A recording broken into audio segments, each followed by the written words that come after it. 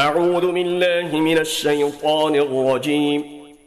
بسم الله الرحمن الرحيم. وإذا سمعوا ما أنزل إلى الرسول ترى أعينهم تفيض من الدمع مما عرفوا من الحق يقولون ربنا آمنا فاكتبنا مع الشاهدين. وما لنا لا نؤمن بالله وما جاءنا من الحق ونطمع أن يدخلنا ربنا مع القوم الصالحين فأثابهم الله بما قالوا جنات تجري من تحتها الأنهار خالدين فيها وذلك جزاء المحسنين. والذين كفروا وكذبوا بآياتنا أولئك أصحاب الجحيم. يا أيها الذين آمنوا لا تحرموا طيبات ما أحل الله لكم ولا تعتدوا إن الله لا يحب المعتدين. وكلوا مما رزقكم الله حلالا طيبا واتقوا الله الذي أنتم به مؤمنون. لا يؤاخذكم الله باللغو في أيمانكم ولكن يؤاخذكم بما عقدتم الأيمان فكفارته إطعام 10 مساكين من أوسط ما تطعمون أهليكم أو كسوتهم أو تحرير رقبة فمن لم يجد فالصيام 3 أيام ذلك كفارة أيمانكم إذا حلفتم واحفظوا أيمانكم كذلك يبين الله لكم آياته لعلكم تشكرون. يا أيها الذين آمنوا إنما الخمر والميسر والأنصاب والأزلام رجس من عمل الشيطان فاجتنبوه لعلكم تفلحون.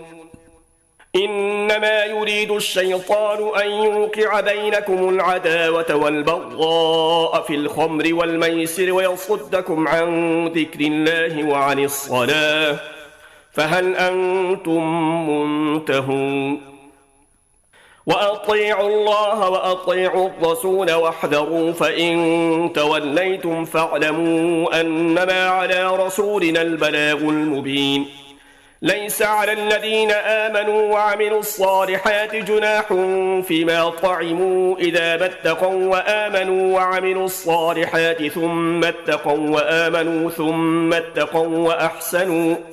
والله يحب المحسنين. يا أيها الذين آمنوا ليبلونكم الله بشيء من الصيد تناله أيديكم ورماحكم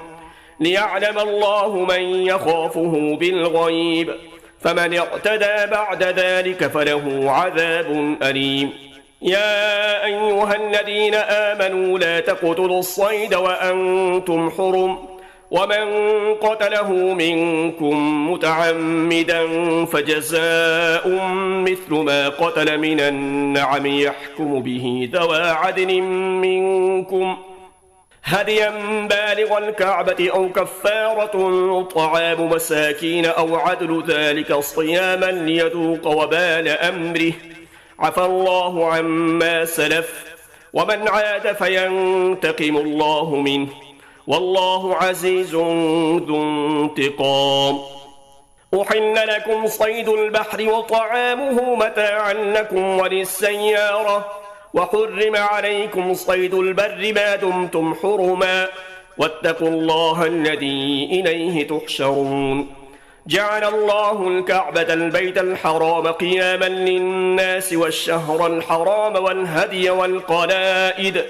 ذلك لتعلموا أن الله يعلم ما في السماوات وما في الأرض وأن الله بكل شيء عليم.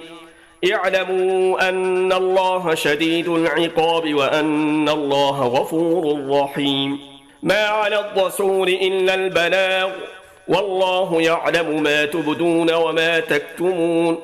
قل لا يستوي الخبيث والطيب ولو أعجبك كثرة الخبيث فاتقوا الله يا أولي الألباب لعلكم تفلحون.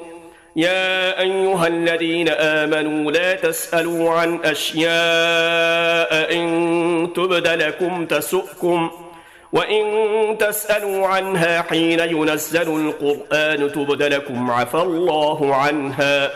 والله غفور حليم. قد سألها قوم من قبلكم ثم أصبحوا بها كافرين. ما جعل الله من بحيرة ولا سائبة ولا وصيلة ولا حام ولكن الذين كفروا يفترون على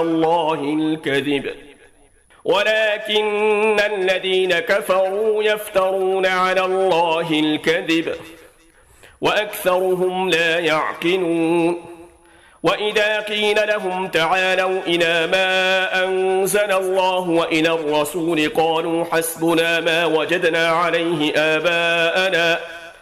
أولو كان آباؤهم لا يعلمون شيئا ولا يهتدون. يا أيها الذين آمنوا عليكم أنفسكم لا يغضكم من ضل إذا اهتديتم إلى الله مرجعكم جميعا فينبئكم بما كنتم تعملون. يا أيها الذين آمنوا شهادة بينكم إذا حضر أحدكم الموت حين الوصية 2 ذوى عدل منكم أو آخران من غيركم إن أنتم ضربتم في الأرض فأصابتكم مصيبة الموت تحبسونهما من بعد الصلاة فيقسمان بالله إن ارتبتم لا نشتري به ثمنا ولو كان ذا قربى ولا نكتم شهادة الله إنا إذا لمن الآثمين. فإن عثر على أنهما استحقا إثما فآخران يقومان مقامهما من الذين استحق عليهم الأوليان فيقسمان بالله لشهادتنا أحق من شهادتهما وما اعتدينا إنا إذا لمن الظالمين. ذلك أدنى أن يأتوا بالشهادة على وجهها أو يخافوا أن ترد أيمان بعد أيمانهم واتقوا الله واسمعوا والله لا يهدي القوم الفاسقين. يوم يجمع الله الرسل فيقول ماذا أجبتم قالوا لا علم لنا إنك أنت علام الغيوب. إذ قال الله يا عيسى ابن مريم اذكر نعمتي عليك وعلى والدتك إذ أيدتك بروح القدس تكلم الناس في المهد وكهلا وإذ علمتك الكتاب والحكمة والتوراة والإنجيل وإذ تخلق من الطين كهيئة الطير بإذني فتنفخ فيها فتكون طيرا بإذني وإذ تخرج الموتى بإذني وإذ كففت بني إسرائيل عنك إذ جئتهم بالبينات فقال الذين كفروا منهم إن هذا إلا سحر مبين. وإذ أوحيت إلى الحواريين أن آمنوا بي وبرسولي قالوا آمنا واشهد بأننا مسلمون. إذ قال الحواريون يا عيسى ابن مريم هل يستطيع ربك أن ينزل علينا مائدة من السماء قال اتقوا الله إن كنتم مؤمنين. قالوا نريد أن نأكل منها وتطمئن قلوبنا ونعلم أن قد صدقتنا ونكون عليها من الشاهدين. قال عيسى ابن مريم اللهم ربنا أنزل علينا مائدة من السماء تكون لنا عيدا لأولنا وآخرنا وآية منك وارزقنا وأنت خير الرازقين. قال الله إني منزلها عليكم فمن يكفر بعد منكم فإني أعذبه عذابا لا أعذبه أحدا من العالمين. وإذ قال الله يا عيسى ابن مريم أأنت قلت للناس اتخذوني وأمي إلهين من دون الله قال سبحانك ما يكون لي أن أقول ما ليس لي بحق إن كنت قلته فقد علمته تعلم ما في نفسي ولا أعلم ما في نفسك إنك أنت علام الغيوب ما قلت لهم إلا ما أمرتني به أن اعبدوا الله ربي وربكم وكنت عليهم شهيدا ما دمت فيهم فلما توفيتني كنت أنت الرقيب عليهم وأنت على كل شيء شهيد إن تعذبهم فإنهم عبادك وإن تغفر لهم فإنك أنت العزيز الحكيم قال الله هذا يوم ينفع الصادقين صدقهم لهم جنات تجري من تحتها الأنهار خالدين فيها أبدا رضي الله عنهم ورضوا عنه ذلك الفوز العظيم لله ملك السماوات والأرض وما فيهن وهو على كل شيء قدير بسم الله الرحمن الرحيم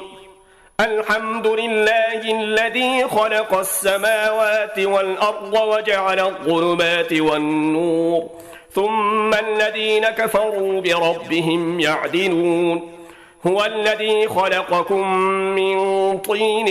ثم قضى أجلا وأجل مسمى عنده ثم أنتم تمترون وهو الله في السماوات وفي الأرض يعلم سركم وجهركم ويعلم ما تكسبون وما تأتيهم من آية من آيات ربهم إلا كانوا عنها معرضين فقد كذبوا بالحق لما جاءهم فسوف يأتيهم أنباء ما كانوا به يستهزئون ألم يروا كم أهلكنا من قبلهم من قرن مكناهم في الأرض ما لم نمكن لكم وأرسلنا السماء عليهم مدرارا وجعلنا الأنهار تجري من تحتهم فأهلكناهم بذنوبهم وأنشأنا من بعدهم قرنا آخرين ولو نزلنا عليك كتابا في قرطاس فلمسوه بأيديهم لقال الذين كفروا إن هذا إلا سحر مبين وقالوا لولا أنزل عليه ملك ولو أنزلنا ملكا لقضي الأمر ثم لا ينظرون ولو جعلناه ملكا لجعلناه رجلا وللبسنا عليهم ما يلبسون ولقد استهزئ برسل من قبلك فحاق بالذين سخروا منهم ما كانوا به يستهزئون قل سيروا في الأرض ثم انظروا كيف كان عاقبة المكذبين قل لمن ما في السماوات والأرض قل لله كتب على نفسه الرحمة ليجمعنكم إلى يوم القيامة لا ريب فيه الذين خسروا أنفسهم فهم لا يؤمنون وله ما سكن في الليل والنهار وهو السميع العليم قل أغير الله أتخذ وليا فاطر السماوات والأرض وهو يطعم ولا يطعم قل إني أمرت أن أكون أول من أسلم ولا تكونن من المشركين قل إني أخاف إن عصيت ربي عذاب يوم عظيم من يصرف عنه يومئذ فقد رحمه وذلك الفوز المبين وإن يمسسك الله بضر فلا كاشف له إلا هو وإن يمسسك بخير فهو على كل شيء قدير وهو القاهر فوق عباده وهو الحكيم الخبير قل أي شيء أكبر شهادة قل الله شهيد بيني وبينكم وأوحي إلي هذا القرآن لأنذركم به ومن بلغ أئنكم لتشهدون أن مع الله آلهة أخرى قل لا أشهد قل إنما هو إله واحد وإنني بريء مما تشركون الذين آتيناهم الكتاب يعرفونه كما يعرفون أبناءهم الذين خسروا أنفسهم فهم لا يؤمنون ومن أظلم ممن افترى على الله كذبا أو كذب بآياته إنه لا يفلح الظالمون ويوم نحشرهم جميعا ثم نقول للذين أشركوا أين شركاؤكم الذين كنتم تزعمون ثم لم تكن فتنتهم إلا أن قالوا والله ربنا ما كنا به مشركين انظر كيف كذبوا على أنفسهم وضل عنهم ما كانوا يفترون ومنهم من يستمع إليك وجعلنا على قلوبهم أكنة أن يفقهوه وفي آذانهم وقرا وإن يروا كل آية لا يؤمنوا بها حتى إذا جاءوك يجادلونك يقول الذين كفروا إن هذا إلا أساطير الأولين وهم ينهون عنه وينأون عنه وإن يهلكون إلا أنفسهم وما يشعرون ولو ترى إذ وقفوا على النار فقالوا يا ليتنا نرد ولا نكذب بآيات ربنا ونكون من المؤمنين بل بدا لهم ما كانوا يخفون من قبل ولو ردوا لعادوا لما نهوا عنه وإنهم لكاذبون وقالوا إن هي إلا حياتنا الدنيا وما نحن بمبعوثين ولو ترى إذ وقفوا على ربهم قال أليس هذا بالحق قالوا بلى وربنا قال فذوقوا العذاب بما كنتم تكفرون قد خسر الذين كذبوا بلقاء الله حتى إذا جاءتهم الساعة بغتة قالوا يا حسرتنا على ما فرطنا فيها وهم يحملون أوزارهم على ظهورهم ألا ساء ما يزرون وما الحياة الدنيا إلا لعب ولهو وللدار الآخرة خير للذين يتقون أفلا تعقلون قد نعلم إنه ليحزنك الذي يقولون فإنهم لا يكذبونك ولكن الظالمين بآيات الله يجحدون ولقد كذبت رسل من قبلك فاصبروا على ما كذبوا وأوذوا حتى أتاهم نصرنا ولا مبدل لكلمات الله ولقد جاءك من نبأ المرسلين وإن كان كبر عليك إعراضهم فإن استطعت أن تبتغي نفقا في الأرض أو سلما في السماء فتأتيهم بآية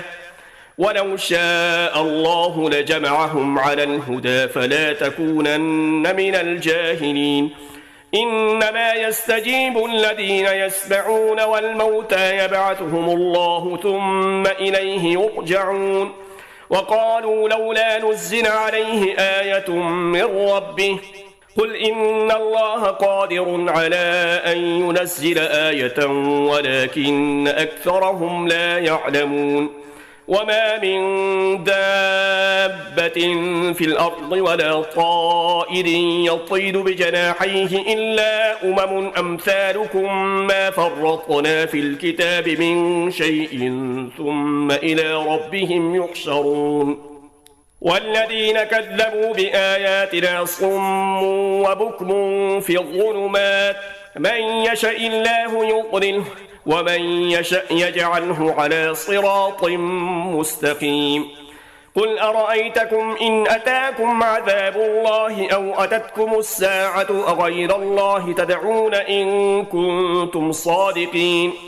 بل إياه تدعون فيكشف ما تدعون إليه إن شاء وتنسون ما تشركون ولقد أرسلنا إلى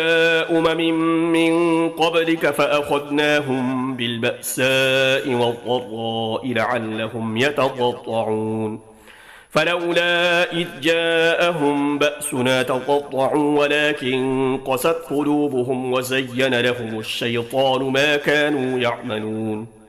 فلما نسوا ما ذكروا به فتحنا عليهم أبواب كل شيء حتى إذا فرحوا بما أوتوا أخذناهم بغتة فإذا هم مبلسون فقطع دابر القوم الذين ظلموا والحمد لله رب العالمين قل أرأيتم إن أخذ الله سمعكم وأبصاركم وختم على قلوبكم من إله غير الله يأتيكم به انظر كيف نصرف الآيات ثم هم يصرفون قل أرأيتكم إن أتاكم عذاب الله بغتة أو جهرة هل يهلك إلا القوم الظالمون وما نرسل المرسلين إلا مبشرين ومنذرين فمن آمن وأصلح فلا خوف عليهم ولا هم يحزنون والذين كذبوا بآياتنا يمسهم العذاب بما كانوا يفسقون قل لا أقول لكم عندي خزائن الله ولا أعلم الغيب ولا أقول لكم إني ملك إن أتبع إلا ما يوحى إلي قل هل يستوي الأعمى والبصير أفلا تتفكرون وأنذر به الذين يخافون أن يحشروا إلى ربهم ليس لهم من دونه ولي ولا شفيع لعلهم يتقون ولا تطرد الذين يدعون ربهم بالغداة والعشي يريدون وجهه ما عليك من حسابهم من شيء وما من حسابك عليهم من شيء فتطردهم فتكون من الظالمين وكذلك فتنا بعضهم ببعض ليقولوا أهؤلاء من الله عليهم من بيننا أليس الله بأعلم بالشاكرين وإذا جاءك الذين يؤمنون بآياتنا فقل سلام عليكم كتب ربكم على نفسه الرحمة أنه من عمل منكم سوءا بجهالة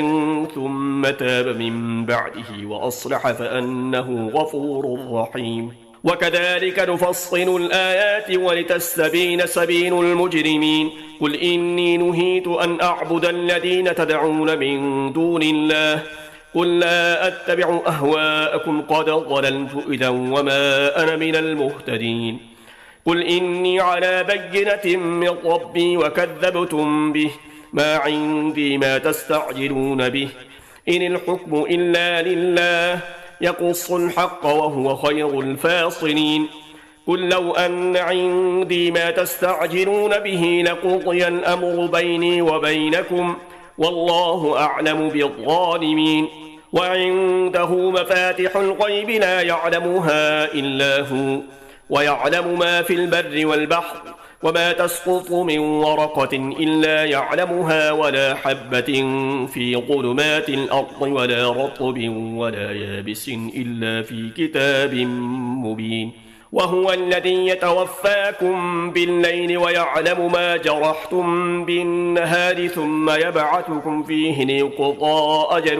مسمى ثم إليه مرجعكم ثم ينبئكم بما كنتم تعملون وهو القاهر فوق عباده ويرسل عليكم حفظه حتى إذا جاء أحدكم الموت توفته رسلنا وهم لا يفرطون ثم ردوا إلى الله مولاهم الحق ألا له الحكم وهو أسرع الحاسبين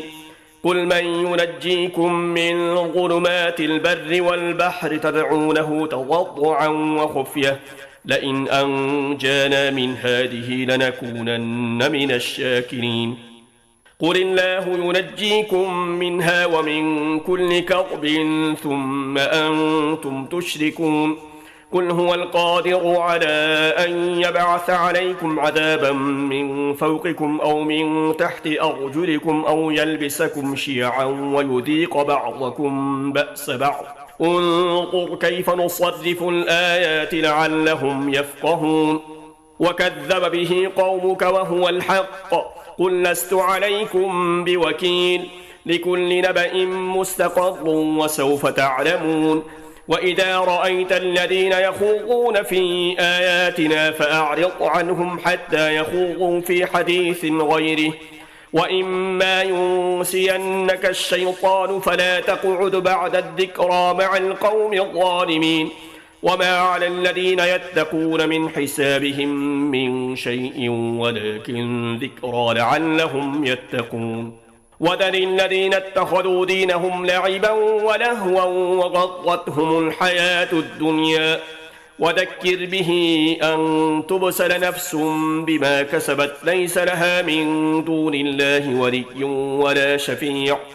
وإن تعدل كل عدل لا يؤخذ منها أولئك الذين أبسلوا بما كسبوا لهم شراب من حميم وعذاب أليم بما كانوا يكفرون قل أندعو من دون الله ما لا ينفعنا ولا يضرنا ونرد على أعقابنا بعد إذ هدانا الله كالذي استهوته الشياطين في الأرض حيران له أصحاب يدعونه إلى الهدى ائتنا قل إن هدى الله هو الهدى وأمرنا لنسلم لرب العالمين وأن أقيموا الصلاة واتقوه وهو الذي إليه تحشرون وهو الذي خلق السماوات والأرض بالحق ويوم يقول كن فيكون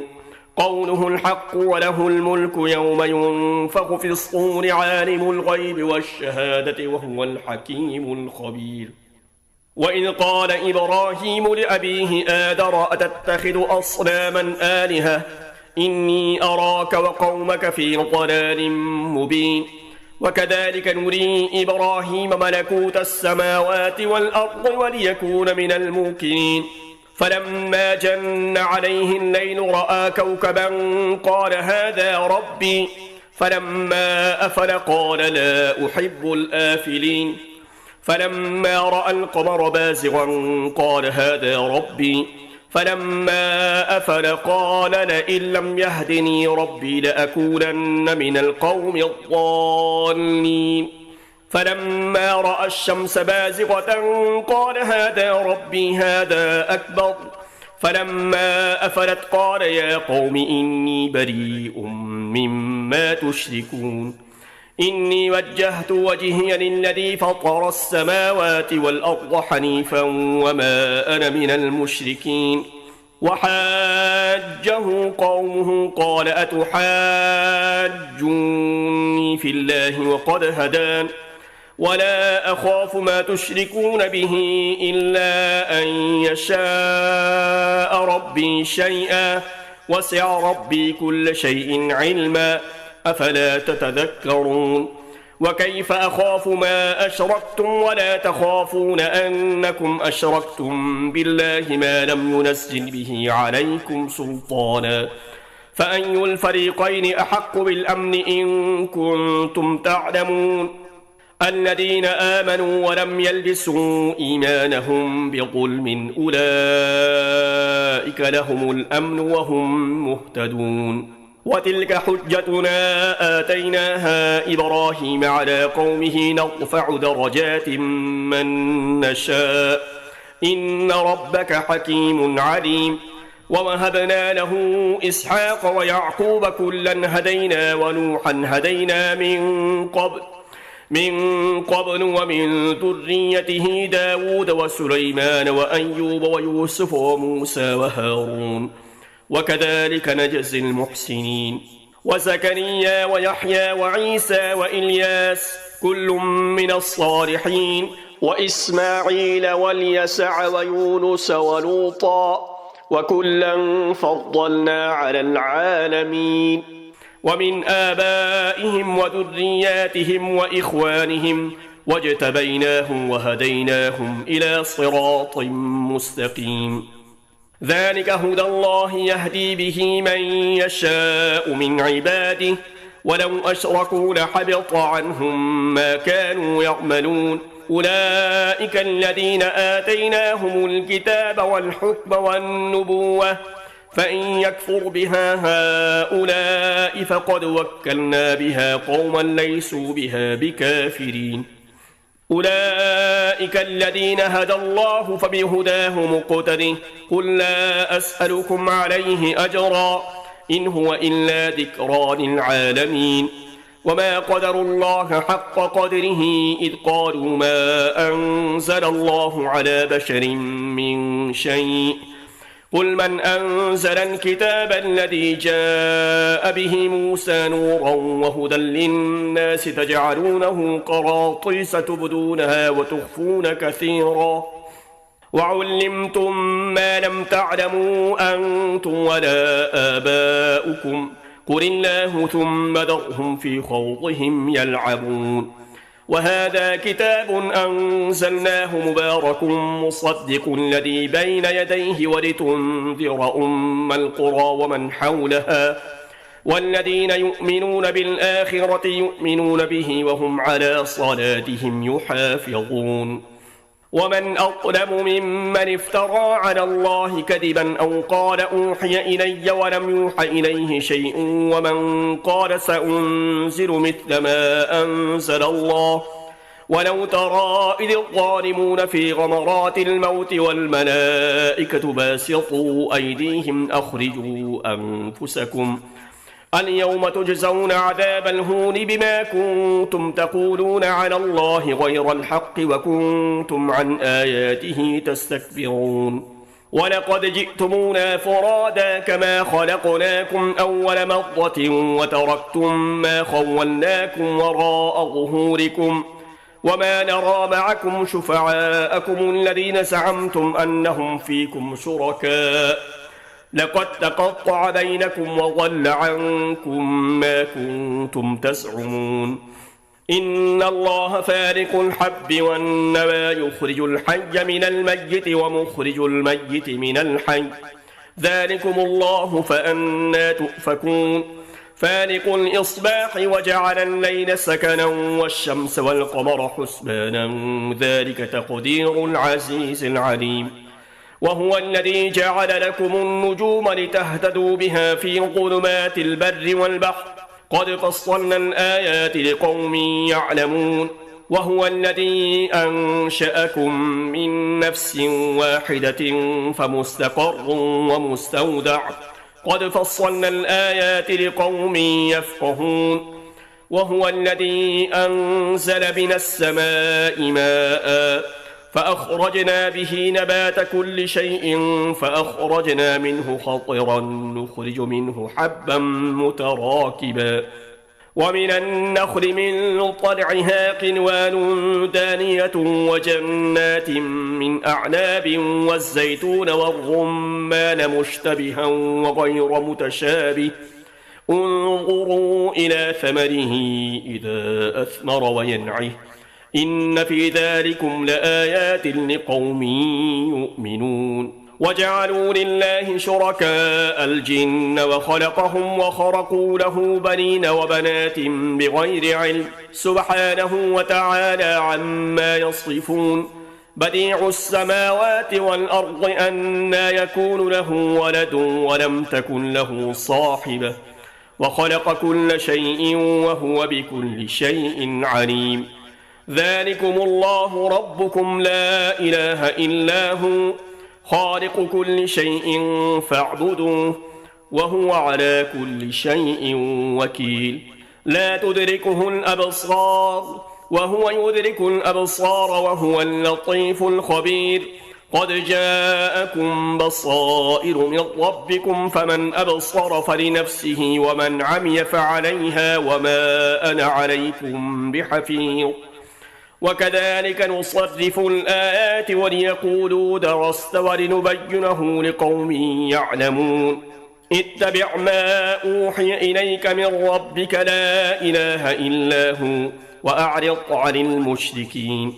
ولو شاء الله ما أشركوا وما جعلناك عليهم حفيظا وما أنت عليهم بوكيل.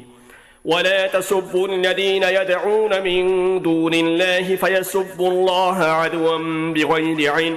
كذلك زينا لكل أمة عملهم ثم إلى ربهم مرجعهم فينبئهم بما كانوا يعملون وأقسموا بالله جهد أيمانهم لئن جاءتهم آية ليؤمنن بها قل إنما الآيات عند الله وما يشعركم أنها إذا جاءت لا يؤمنون ونقلب أفئدتهم وأبصارهم كما لم يؤمنوا به أول مرة ونذرهم في طغيانهم يعمهون صدق الله العظيم.